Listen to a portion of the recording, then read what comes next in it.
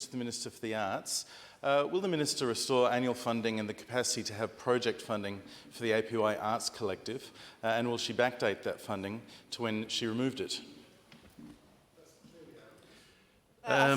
Sorry, Minister, I think you might ask the Deputy Leader to rephrase the final bit of that question. To when she removed the funding? You don't even have to stand Okay, up sir. Sir, my question is to the Minister for the Arts.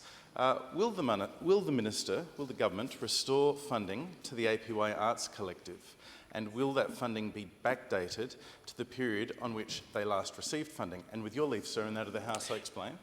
Excellent work, Deputy Leader. Leave is sought. Is leave granted?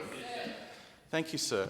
As the Minister is aware, in the middle of last year, she authorised the removal of annual funding to the APY Arts Collective, and since then they have not been funded as that annual funding, and they've not been able to receive project funding for their artists.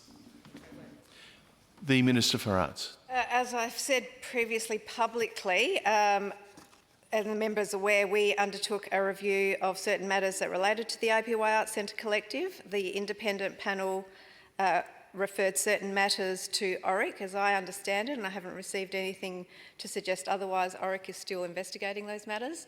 And I've said publicly before, until those matters are resolved with ORIC, the situation stands. Their previous funding agreement was terminated. Once those matters are resolved, they'll be more than welcome to apply for more funding. Deputy Leader. The Minister has just advised the House that she hasn't received any information otherwise. Has the Minister received correspondence from the APY Arts Collective addressed to the Premier and CC'd to the Minister at the beginning of last week, identifying that not only had the ACCC concluded their inquiry, clearing the APY Arts Collective of wrongdoing, but also that matters relating to ORIC were technical, relating to the size of the organisation?